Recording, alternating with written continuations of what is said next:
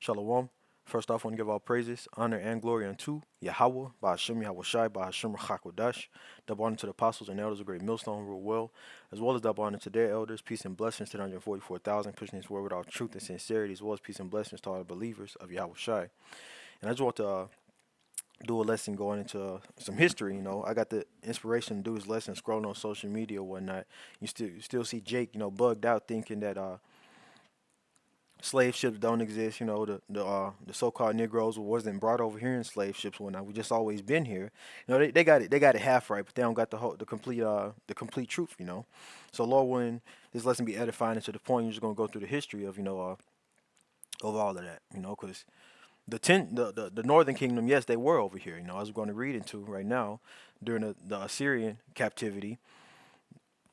The Assyrians, brought the northern kingdom out of the land of Israel, the northern part, and led them captive. I believe that was King Shalmaneser the fifth. But they didn't stay there. As we're about to read, they left that captivity and they fled to the Americas. And also those were the people that were already here. You know, but you probably had here and there, of the Southern Kingdom to, go over there. But for majority of the part, the Southern Kingdom was still, in the land, waiting to be taken away in the Babylonian captivity, and then throughout the various other captivities before they were brought over here by way of ships, from the west coast of Africa to the Americas, you know. So Lord willing, this lesson be edifying to the point. Let's get into it. Start here. Second Ezra 13 and verse 39. It says, "And whereas thou sawest that he gathered another peaceable multitude unto him, those are the 10 tribes which were carried away prisoners out of their own land in the time of Hosea the king, whom Shalmaneser the king of Assyria led away captive, and he carried them over the waters, and so they came into another land." You know what? And ultimately, why were we taken out of the land? For transgressing the laws of Yahweh Bashem Yahushua. If it was first the southern, it's like at first the northern kingdom, the Most I was fed up with them. But guess what? Then Judah started to go off the southern kingdom.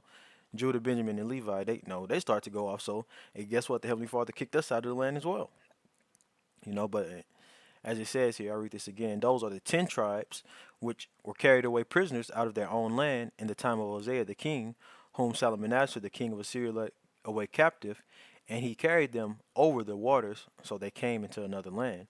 I'll just go to, you can read about the history of the split of the kingdom starting at First Kings 11, and read the 11th chapter and the 12th chapter.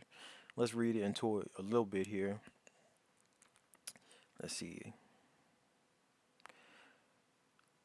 Yeah, we'll start here. First Kings 11 and verse 28. It says, "And the man Jeroboam was a mighty man of valor, and Solomon, seeing the young man that he was industrious, he made him ruler over all the charge of the house of Joseph." Joseph represents the northern kingdom. With Ephraim being the head. It says it, and it came to pass at that time when Jeroboam went out of Jerusalem, that the prophet Ahijah the Shilonite found him in the way, and he had clad himself with a new garment, and they too were alone in the field. And Ahijah caught the new garment that was on him and rent it in 12 pieces. Representative of the 12 tribes of Israel. You see. And then continuing on, it says, "And he said to Jeroboam, Take thee 10 pieces." This is once again just how it says. These are the 10 tribes. So he said, "Take these 10 pieces.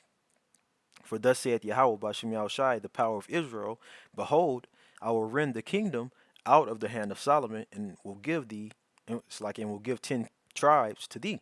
You see, this is all the history of the split. I'm not gonna read all into it, but you can read these chapters for yourself. But so continuing on, it says, "But he shall have one tribe for my servants David's sake, and for Jerusalem's sake, with the city which I have chosen out of all the tribes of Israel." And that one tribe was Judah. But along with Benjamin and Levi, that was stayed behind. So going back here to Second Ezra, the 13th chapter, in verse, we read verse 40 again. Keep going. "Those are the 10 tribes which were carried away prisoners out of their own land in the time of Hosea the king, whom Shalmaneser the king of Assyria led away captive, and he carried them over the waters, and so came they into another land. But they took this counsel amongst themselves, that they would leave the multitude of the heathen and go forth into a further country where never mankind dwelt. You see, and what was that country? Over here in the Western Hemisphere, the Americas. There was no one inhabiting this land over here. So once again, they took counsel amongst themselves. They didn't want to be amongst the heathen no more. You know, and they fled.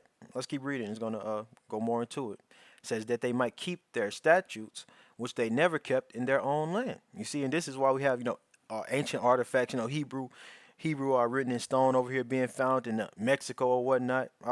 Where's the I believe that's where you get the tetrahedron. Let me see. I'm probably pronouncing that wrong. The four letters of the Heavenly Father's name. Let's see.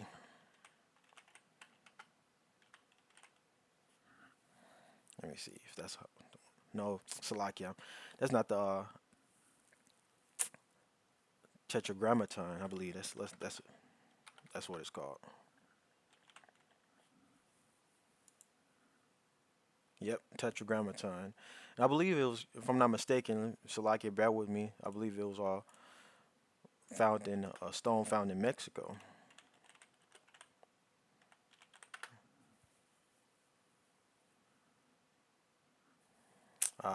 Okay, I'll forget where it was, but there's many artifacts, over here in America, with Hebrew writing on it because those people who came over here, they were Hebrews. But not to get too into that, let's go back in verse 2nd Ezra 13 and 41. But they took this counsel amongst themselves that they will leave the multitude of the heathen and go forth into a further country where never mankind dwelt, that they might keep that they might there keep their statutes, which they never kept in their own land. And they entered into Euphrates by the narrow passages of the river. For the Most High then showed signs for them and held still the flood till they were passed over. It says, for through that country there was a great way to go, namely of a year and a half. And this is how King Solomon even knew how to get to the Americas, because it's documented in the Old Testament that he came over here, to get different goods or whatnot. I believe it's in the Old Testament. It's not called Arsarath, is right, but is it called right here? Was it Ophir? That's another name for America. Verse 45 again, 2nd Ezra 13 and 45. For through that country there was a great way to go, namely of a year and a half, and the same region is called Arsarath. And this word Arsarath here. Let's get into some Google searches I pulled up now. Type in Arsarath under AI overview. It says Arsarath, also Arzaret, is a mystical land beyond the Euphrates River to which the 10 lost tribes of Israel were exiled in the biblical book of Second Ezra. They weren't exiled to Arzarath.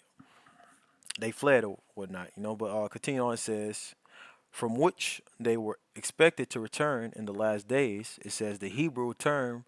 You see that the word Aseret goes back to a Hebrew term. It says likely means another land. And this is how they were trying to write it out in Hebrew. It says, and may not be a true geographical location. Now let's go to Deuteronomy 29 here, and we'll start at,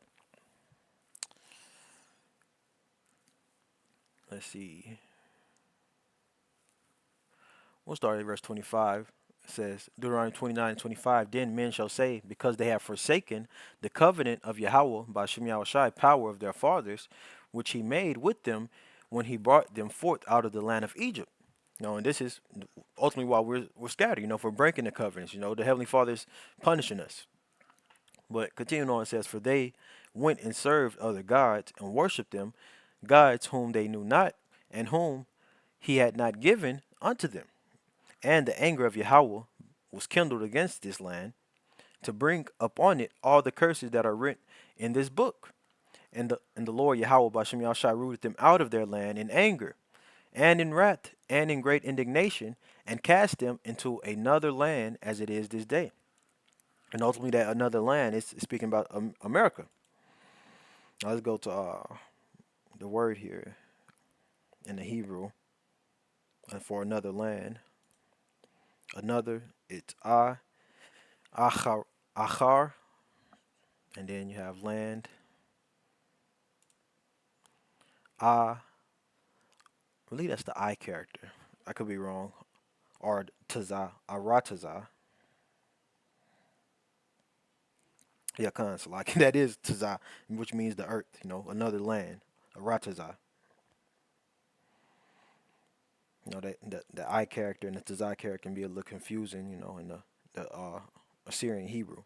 So you have another land, or once again another Achar, or Acharat, Acharat, Arat, another land. But even just proving that even Google knows and understands that the scriptures goes back to the Hebrew. Now I believe that's all I want from there. Let's make sure. Oh yeah, it says Arzarath, also Arzarath, and I typed that in Google right here. And this is the first thing that popped up. It says Arzarath, America. Now let's click on that. Let's see what it says for that. Arzarath is the biblical name of a mythical land in the apocryphal book of the Second Esdras, to which the 10 lost tribes of Israel migrated after their Assyrian captivity. It says while the exact location is unknown, the name the name is Hebrew for another land.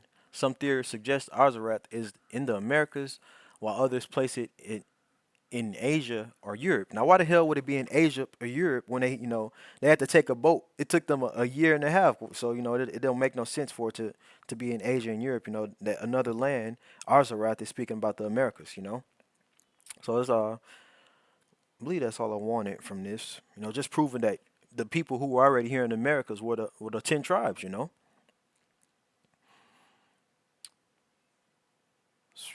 Yep. I'll read it all. Just read it all through, and then we'll get into proving that the so-called Negroes were brought over here in slave ships. Because it was by way of prophecy. So Second Esdras 13 and 40, those are the 10 tribes which were carried away prisoners out of their own land in the time of Hosea the king, whom Shalmaneser the king of Assyria led away captive, and he carried them over the waters, and so came they into another land. But they took this counsel amongst themselves, that they would leave the multitude of the heathen and go forth into a further country where never mankind dwelt, that they might keep their statutes which they never kept in their own land. And they entered into the Euphrates by the narrow passages of the river, for the Most High then showed them signs.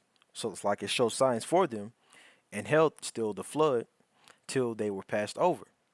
For through that country there was a great way to go, namely of a year and a half, and the same region is called Arsarat. So let's go into Deuteronomy, the 28th chapter, because we under these curses. One of the curses is, that we be going to Egypt again by way of ships. Speaking of going into servitude, slavery. But this is Deuteronomy chapter 28 and verse 15. Uh, yeah, I'll start at verse 15. It says, "But it shall come to pass, in this verses 14 and above, these are the blessings that we receive, if we will keep the commandments and the statutes of Yahweh Bashem Yahushai. But if we were to go aside from them, then we'll be under the curses. And this is where we find ourselves unto this day, under the curses of Deuteronomy 28 chapter. So Deuteronomy 28 and 15 says, "But it shall come to pass, if thou wilt not hearken unto the voice of Yahweh thy power, to observe to do all his commandments and his statutes which I command thee this day, that all these curses shall come upon thee and overtake thee." Now let's go down to let's read our verse 45 too. It says, Deuteronomy 28:45 says, "Moreover, all these curses shall come upon thee, and shall pursue thee, and overtake thee till thou be destroyed, because thou hearkenest not unto the voice of Yahweh thy power, to keep his commandments and his statutes which he commanded thee. And they shall be upon thee for a sign, and for a wonder, and upon thy seed forever." So this is how we can identify, one way is that we identify who the people of Yahweh Bashem Yahushai is, by way of these curses, because they were going to be upon us forever, until Yahweh Shai comes and deliver us from this captivity. Lord willing, we be that number. Now let's jump down to the last curse here that's written. It says, Deuteronomy 28 and 68, "And the Lord Yahweh shall bring thee into Egypt again with ships." It is not speaking about literally Egypt, but what was going on in Egypt. the southern and the northern kingdom, being one. They were in servitude, captivity. Let's go to what's that? Exodus 13 and 3 it says, and Moses said unto the people, remember this day in which ye came out from Egypt, out of the house of bondage. And that's the point I want.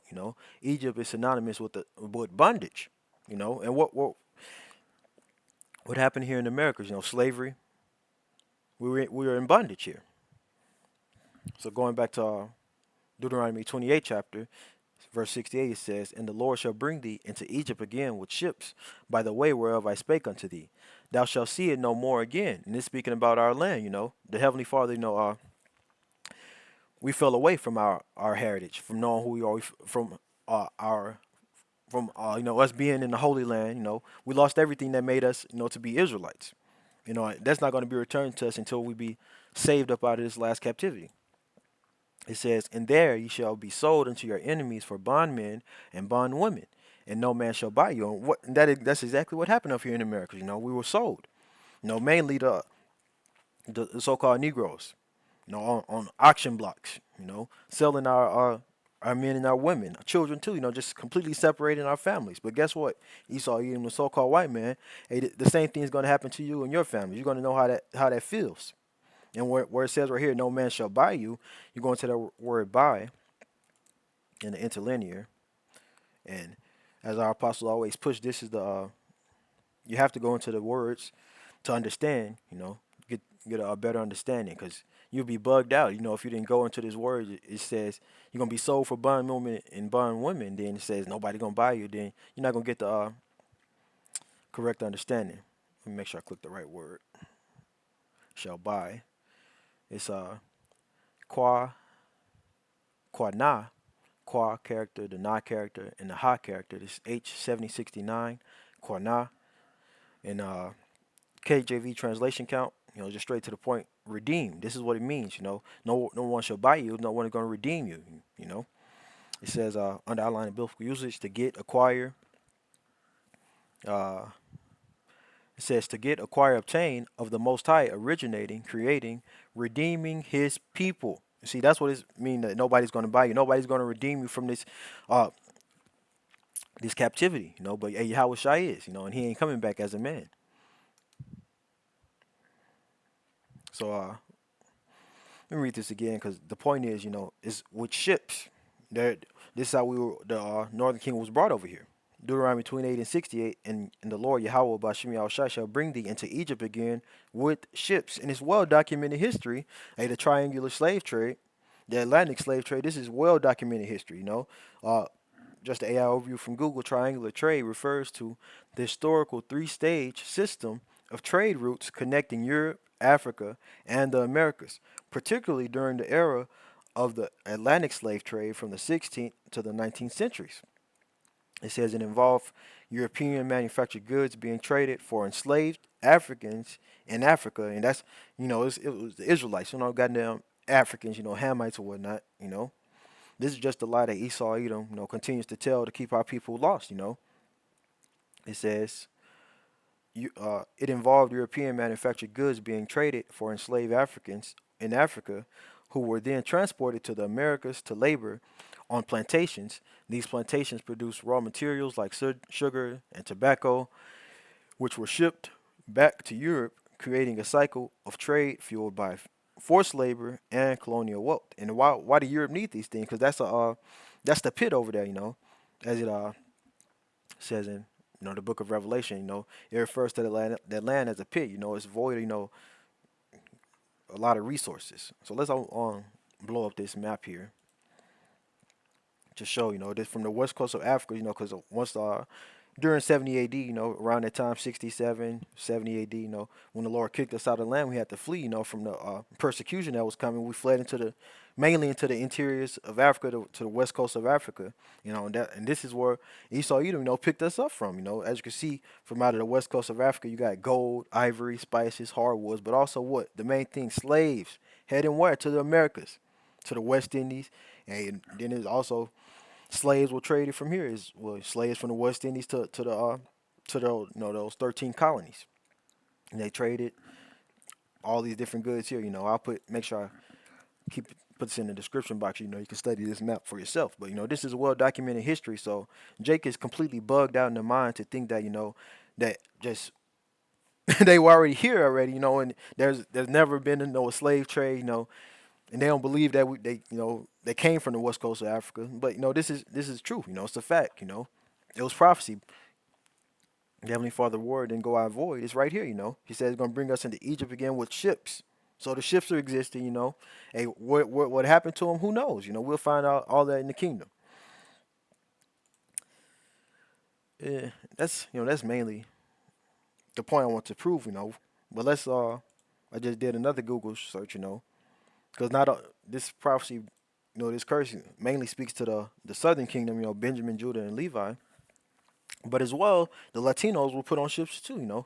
Quick Google search. It says were Latinos and Native Americans put on slave ships.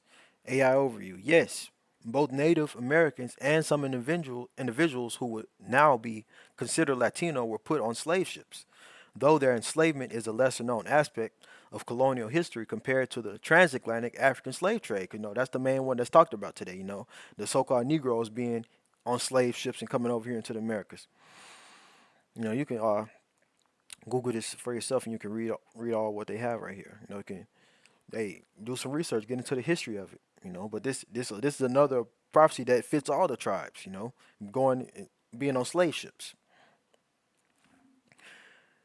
And I'll end it off here. Because we're at the end of it. The Heavenly Father is He's chastising us. He's chastised us and He's punished us for our transgression His laws, transgression His way, serving other gods. But we're at the end of our punishment. He's getting ready to deliver His elect, beginning with the elect of the nation of Israel. Not the whole nation this time, but the elect. So Lamentations 4:21, it says, "Rejoice and be glad, O daughter of Edom, that dwellest in the land of Uz. The cup also shall pass through unto thee. Thou shalt be drunken, and thou shalt make thyself naked." And that cup speaking about slavery and ultimately all the curses.